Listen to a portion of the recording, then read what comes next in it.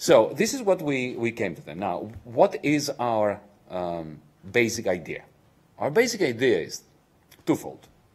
Firstly, the Greek social economy needs to be restructured very, very deeply. It needs to be reformed. The fact that after 5 years of the most brutal fiscal consolidation in peacetime, we have flat export growth should signal to all of us, independently of our politics and independently of our macroeconomics, that there was something wrong in the program that was being introduced. So clearly, there is need for reform.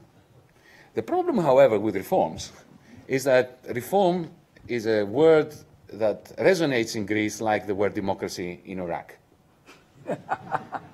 Just like democracy is a fine principle and reform is a fine principle, you speak the word democracy in Iraq, people run for cover.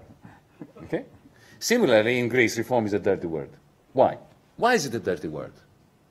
Because if you were to perform the following exercise, suppose you were to rank all the cases of rent-seeking behavior, corruption, cartels, oligopoly, closed professions, all that, and you were to rank them from the worst case to the least significant case.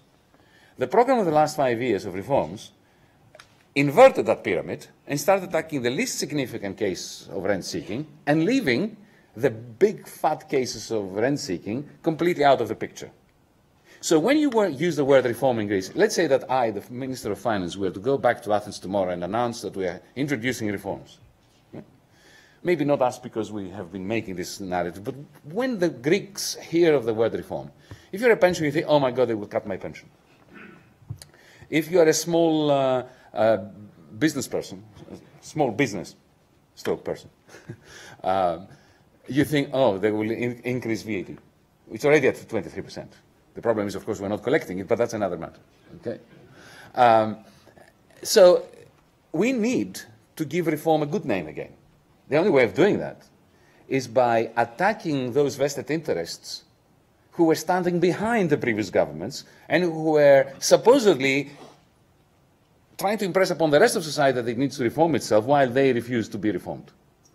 So that's one thing we need. We need, in other words, to attack first and foremost the worst cases of rent-seeking, the worst cases of corruption, the worst cases of tax evasion, tax immunity, and so on, and then keep going down that list.